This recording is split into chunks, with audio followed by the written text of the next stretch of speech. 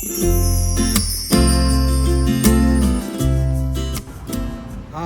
sun. Did you know that sunlight has a lot of health benefits? Being in the sun just a little can make people feel better, have more energy, relieve stress, and help you sleep better at night. It also can provide vitamin D that helps to maintain healthy bone strength. But what about too much exposure from the sun? Have you ever experienced painful sunburn? Too much exposure is not good. It can actually lead to fatigue, heat stroke, and yes, eyes can get sunburned. Ultraviolet radiation from the sun can contribute to the development of various types of eye disorders, including age-related cataract, pterygium, cancer of the skin around the eye, and age-related macular degeneration. So why am I talking about UV light when today's topic is about blue light?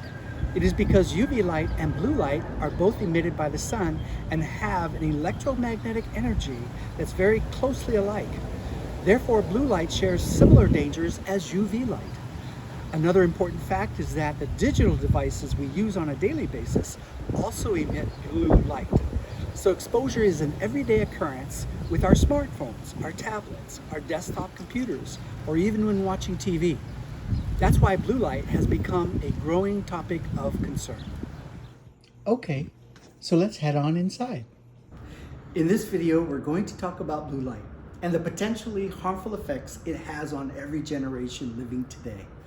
Yes, in the digital age we live in, every generation is affected. So the question really isn't who uses digital devices, but who doesn't use them. Ever since the 1960s, technology has been changing our world, the way we live, the way we work, and the way we learn.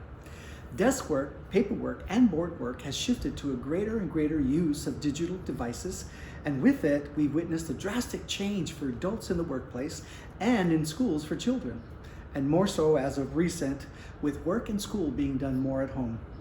So let's turn to blue light and start with some basic fundamentals about light. The foremost important fundamental is that light is an electromagnetic energy that travels in really, really small waves that are measured in nanometers or 1/1000th of a meter.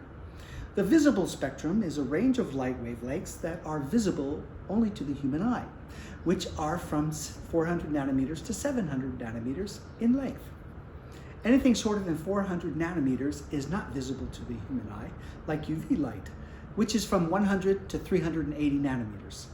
Within the visible spectrum, the different wavelengths make the different colors visible, like the color of a rainbow. When these different wavelengths travel separately, we can see their colors. But when they travel all together at the same time, they make what we call white light. Another important fundamental is that light wavelength, energy, and color are interrelated. A ray of light travels in a wave pattern like this. Longer light wavelengths, like 700 nanometers, which is the color red, has a lower frequency and carries a lower electromagnetic energy. Shorter light wavelengths, like 400 nanometers, which is the color blue, has a higher frequency and carries a higher electromagnetic energy. It's the higher electromagnetic energy in blue light that makes us concerned. It actually becomes alarming when you consider, 1, how close we use these devices to our eyes, 2, how much time do we spend on these devices, and 3, important fact, children's eyes absorb more blue light than adults. So how much time do you spend every day on your computer, smartphone, or tablet? A 2016 study from Nielsen Company found that adults in America spend an average of 10 hours and 39 minutes every day staring at one type of digital device or another. This time period increased a full hour compared with a similar study the company did in 2015. Can you imagine what the average would be today? So it's only rational to conclude that with the extended use of our digital devices that we increase the risk of our overexposure to blue light. So what are the risks of overexposure to blue light? Well, the first risk is digital eye strain. Blue light emitted by screens scatters more easily than other wavelengths of light. This makes blue light more difficult to focus on, causing eye strain and headaches associated with screen time. Digital eye strain also includes dry eyes because we don't blink as often when looking at computers. Blinking produces tears that keep our eyes from drying. The average person blinks approximately 20 times per minute, However, when looking at a computer screen, our blink rate drops down to 7 times per minute, which means we produce 2/3 less tears when using a digital device. Tired eyes is another form of digital eye strain because of how we hold our screens so close to our face. This increases the amount our eyes have to move to see the different parts of the screen. The second risk is retinal cell damage. Overexposure to blue light can also lead to retinal cell damage and can cause problems later in life like age-related macular degeneration, which is the most common cause of vision loss in the United States today. It is a progressive disease that affects the macula, the area of the eye that's responsible for our central vision. This part of the retina does age naturally for everybody, but with the overexposure of blue light, it is believed that the degeneration of the macula could be significantly worse and greatly affect quality of life. The third risk is insomnia. As I mentioned in the beginning, coming from the sun, blue light in small amounts is not all bad. Blue light boosts alertness and cognitive function during the day. However, at night, there is no sun and it's time to sleep. This is why digital devices are not good to use at bedtime, because it replaces the sun, boosting your alertness, causing you to stay awake beyond your bedtime. How many of us adults check their emails, texts, Facebook, or Twitter accounts before going to bed and then finding yourself not tired anymore and staying up longer than you should? What about your kids? Surprisingly, from elementary to high school, there's a growing number of students that are staying up past midnight, and in some instances until 4 a.m. on their phones, their iPads, playing online interactive games, or watching YouTube videos or movies. Lack of sleep can, over time, cause problems affecting our livelihood and our health. Fatigue leads to poor work performance for adults and poor school performance for kids. Even worse, prolonged fatigue can eventually lead to stress-induced illnesses, including hypertension. Digital devices play such an integral role in our lives that it's not realistic to suggest that we avoid them entirely. So what can we do to protect our eyes to minimize these potential risks? Well, here are some protective ways. First, manage your screen time.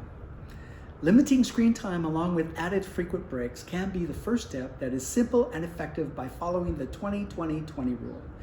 Take a 20-second break every 20 minutes to look at objects 20 feet away. Don't forget to add a curfew too, with no use of devices after a set time before bed.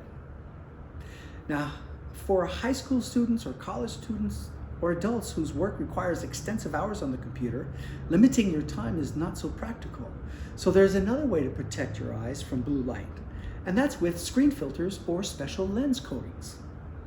There are blue light blocking screen filters that are available for all your digital devices that you apply just like a popular protective screens that you use on your smartphones. Third, lens coatings. You can also combat digital eye strain and reduce your exposure to blue light from digital devices and lighting with specialty anti-reflective and blue blocking coatings like TechShield Blue.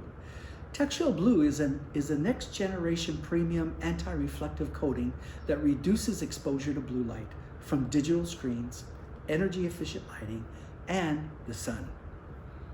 These coatings can be added to most lenses, single vision, multifocal, computer, and reading glasses. As a VSP Premier provider, I highly recommend TechShield Blue, so make sure to talk to your eye care provider about that. And fourth, nutrition and vitamin supplements. Nutrition and vitamin supplements can promote retinal health and protect your macula. The risk of macular degeneration can be reduced through the consumption of antioxidant-rich foods and supplements. Some examples of antioxidant-rich foods are dark leafy greens like spinach, kale, along with yellow, orange, and other colorful fruits and vegetables. Lutein and zeaxanthin are the most common recommended supplements that can be found over the counter at your local drugstore and pharmacy. In closing, how would you answer this question? If you had to give up one of these, your eyes or your teeth, which would you give up? Now, your answer should prove why preventive care is the most important when it concerns your eyesight. Isn't it funny how most people consider a complete eye exam like a visit to the ER, only going if they have to? To them, a yearly eye exam can seem unimportant. But when you ask them how often they see a dentist, they'll tell you they go every 6 months. Compared to every 6 months, a yearly eye exam is not so useless, especially when you consider your eyes are something you can't replace. Please remember, check yearly, see clearly. Thanks for joining me today. I hope this video has helped you to better understand what blue light is and the importance of how to protect yourself and your family from it and why. From myself and all of our caring staff at Eyes Plus, mahalo for watching. For more information about Dr. Hank McKinney and Eyes Plus Incorporated, please visit our website at eyesplusinc.com and our social media pages on Facebook and Instagram. Stay tuned for more educational postings by subscribing to our channel at Eyes Plus Inc. And please help us spread the word by liking and sharing our videos with others. Till next time, aloha and mahalo.